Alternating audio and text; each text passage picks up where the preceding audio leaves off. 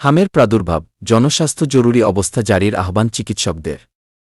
বাংলাদেশে চলমান হামের পরিস্থিতিকে মহামারী হিসেবে ঘোষণা করে জরুরি পদক্ষেপ নেওয়ার দাবি জানিয়েছে চিকিৎসকদের সংগঠন doctors platform for people's health DPPH. শনিবার রাজধানীর সেগুনবাগিচায় ঢাকা রিপোর্টার্স ইউনিটি মিলনায়তনে ডিআরইউ হামে শিশু মৃত্যু জরুরি জনস্বাস্থ্য পরিস্থিতিতে করণীয় শীর্ষক এক সংবাদ সম্মেলনে এ দাবি জানান ডিপিপিএইচের সঙ্গে যুক্ত জনস্বাস্থ্য বিশেষজ্ঞ ও চিকিৎসকেরা। সংবাদ সম্মেলনে বলা হয়, কোনো রোগের বিস্তার যখন সময়, স্থান ও আক্রান্ত ব্যক্তির বিবেচনায় অস্বাভাবিক হয়, আক্রান্ত ও মৃত্যুর সংখ্যা বেড়ে যায় এবং স্বাস্থ্য ব্যবস্থা সেটাকে সামাল দিতে পারে না, সেটা জনস্বাস্থ্য জরুরি পরিস্থিতি। বর্তমানে হামের বিস্তার এ পর্যায়ে পৌঁছেছে বলে ডিপিপিএইচ মনে করছে। তাই সরকারের কাছে জরুরি পরিস্থিতি ঘোষণার আহ্বান জানাচ্ছে সংগঠনটি। জনস্বাস্থ্য বিশেষজ্ঞ মুশতাক হোসেন বলেন, মহামারী মোকাবিলায় প্রয়োজনীয় সব কাজ করছে সরকার।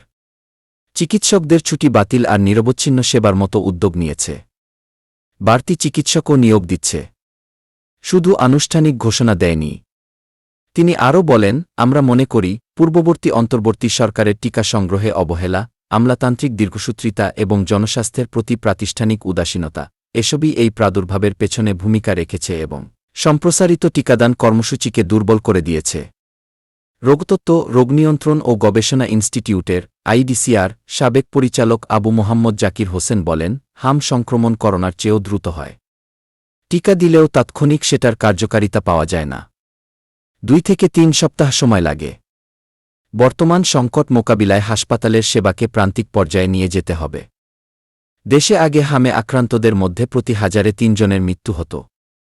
এবার তা 10 জনে পৌঁছেছে বলে মন্তব্য করেন আবু মোহাম্মদ জাকির হোসেন।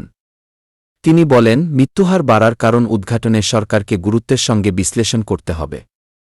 সরকারকে অগ্রাধিকার ভিত্তিতে পদক্ষেপ নেওয়ার পরামর্শ দিয়ে বাংলাদেশ মেডিকেল অ্যাসোসিয়েশনের বিএমএ সাবেক সভাপতি রশিদি মাহবুব বলেন, বর্তমান পরিস্থিতিতে সবচেয়ে ক্ষতিগ্রস্ত প্রান্তিক শিশুরা।